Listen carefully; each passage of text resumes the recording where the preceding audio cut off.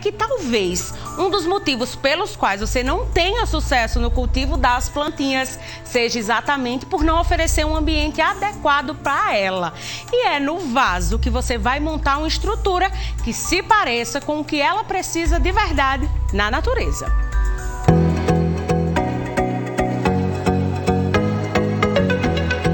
Na massa e fazer o replantio de uma planta que tem o solo mais seco e outra com o solo mais úmido, para vocês entenderem como é que funciona cada etapa.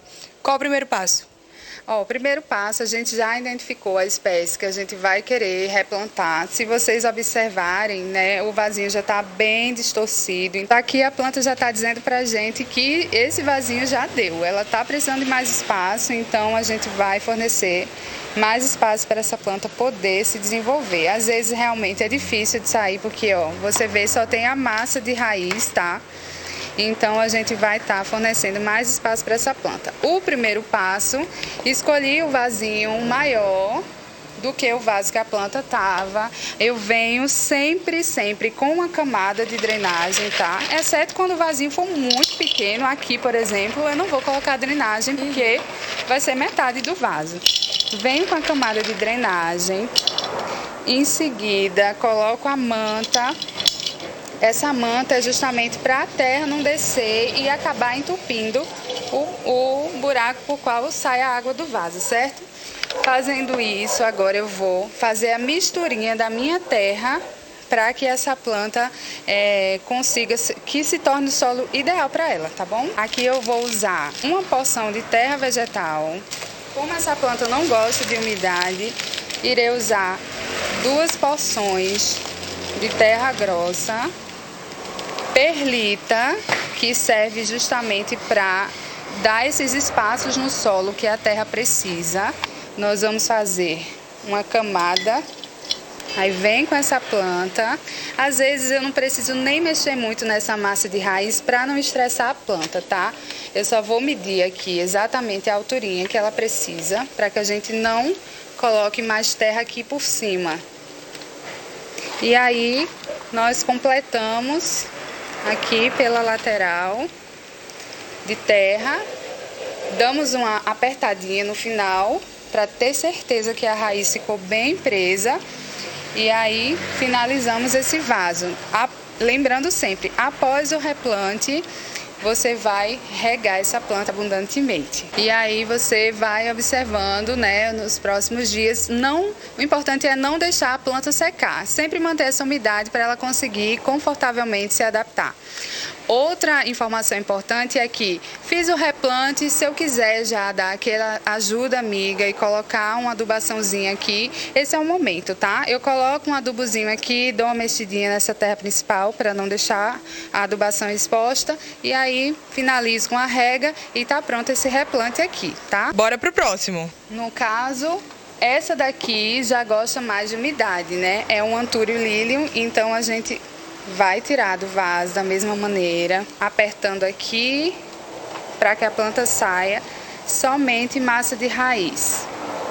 Se você observar, ela está plantada somente no esfagno, né, que é um dos componentes que ele retém bastante umidade. Essa é uma planta epífita, então já vai ser um substrato diferente que a gente vai usar aqui, tá?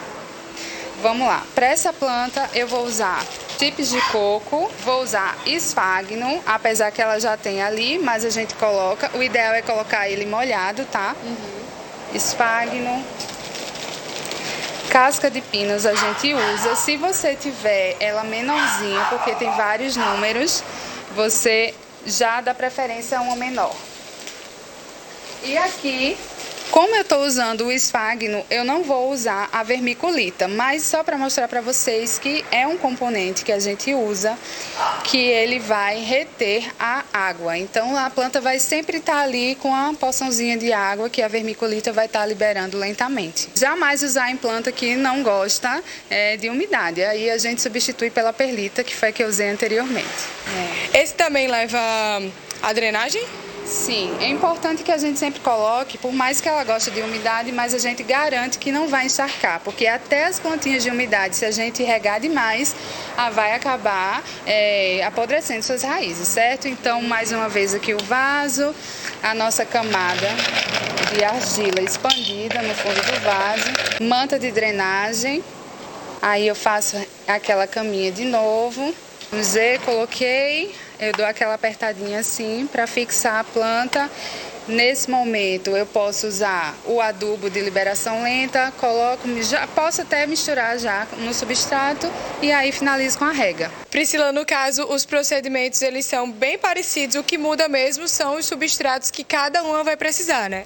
Exatamente, o ideal é que você já dê uma pesquisada antes, o que é que aquela plantinha gosta, para você já ir no substrato ideal. Até para você não sair comprando tudo isso aqui, você já vai pontualmente, ou se você já chega numa flora que você costuma ir, já pede a misturinha aqui. Aqui, por exemplo, a gente faz, eu quero para orquídea, a gente vai lá e faz na hora, não tem problema, tá? Você já leva a misturinha pronta.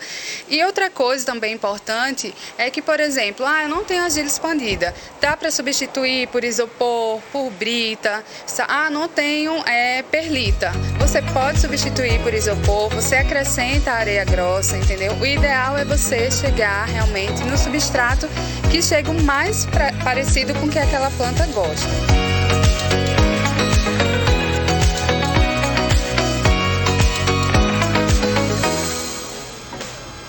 Olha, viu aí, né, que essas dicas é só você ir pegando o jeito da planta, né? Cada planta reage de uma forma e muitas vezes as pessoas pensam assim, vou colocar qualquer terra, diz assim, né? Botar areia no vaso e a planta vai reagir bem. Muitas vezes não. Por isso que acontece, né, da planta sofrer um bocadinho. Então o segredo, como a Priscila contou aí, é ficar atento se a planta gosta mais de umidade ou não e aí ir montando o vaso de acordo com essa necessidade. E como ela bem falou aí, não necessariamente precisa ser com esses itens, né? Pode substituir por brita, por isopor. Então dá uma pesquisada na planta que você quer ter na sua casa, se ela vai funcionar nesse ambiente e assim vai dar tudo certo, tá? Agora deixa eu dar uma dica bem especial, porque a Logos